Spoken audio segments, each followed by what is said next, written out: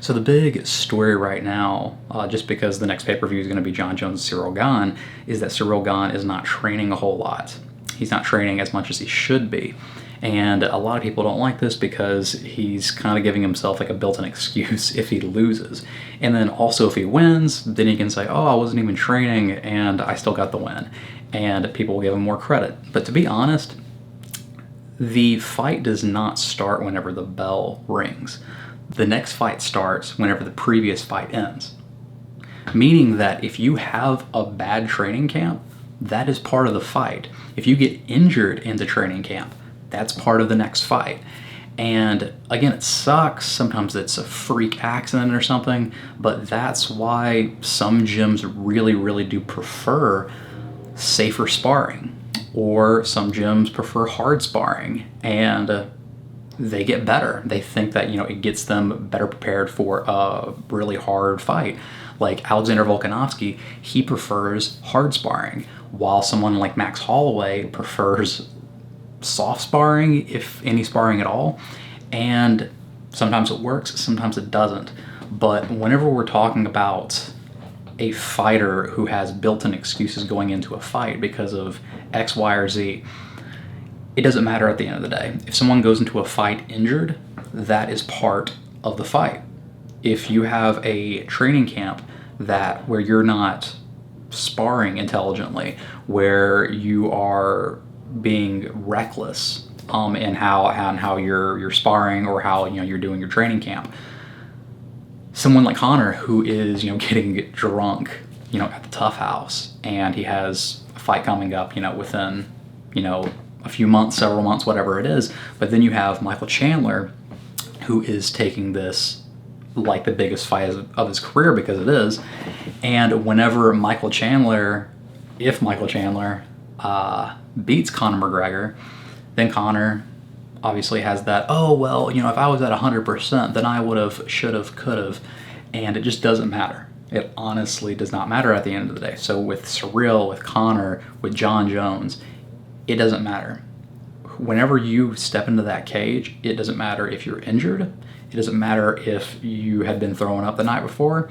There might be factors, and then that's where, again, there's a lot of subjectivity with, let's say, something even like the greatest fighter of all time. Whenever you look at somebody like Khabib Nurmagomedov, it's like, oh, well, he could have done this, and oh, he was beating these guys so easily. He could have had 10 title defenses, but he didn't.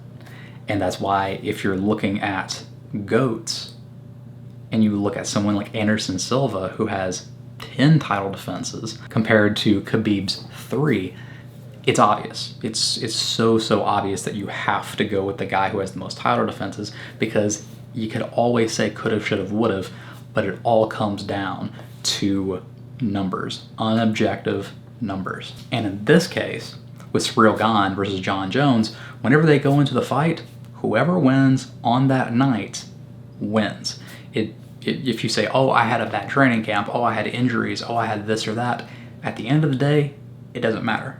At the end of the day, it is all up to you how hard you train and how intelligently you train. Some things are outside of your control, but at the end of the day, there are a lot of steps and a lot of choices that you have to make, whether you want to train super hard and risk more before the fight starts, and the opposite approach. Someone like Tony Ferguson, he made his entire living off of taking risks and going into fights hurt with, injuries and all this kind of stuff. And even his fighting style, just throwing his limbs everywhere, really was dangerous, not only for his opponent, but he really risked, throwing his shoulder out, or chipping a bone, when throwing elbows, going bone on bone. But the thing is that's he was okay with taking that risk, and that was part of his game plan. But if he would have thrown an elbow or something and hit a guy's forehead and then broken his arm or something, that's part of his game, and he would have lost the fight due to part of his game.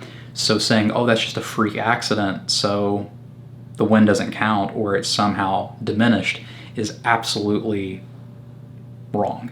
So next weekend, whenever I'm watching Jon Jones versus Ciryl Gane, I know that this fight did not start at the first bell.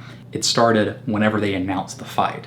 Whenever they started training for this fight, that's whenever the fight started. So if it turns out that Ciryl Gane didn't train a whole lot for the fight because he was distracted with X, Y, and Z, and then Jon Jones went on some, booze, Golden Mile, pub crawl or something, and he was drunk before the fight, and he's like, oh yeah, blah, blah, blah, blah. Doesn't matter. Whoever wins that fight wins.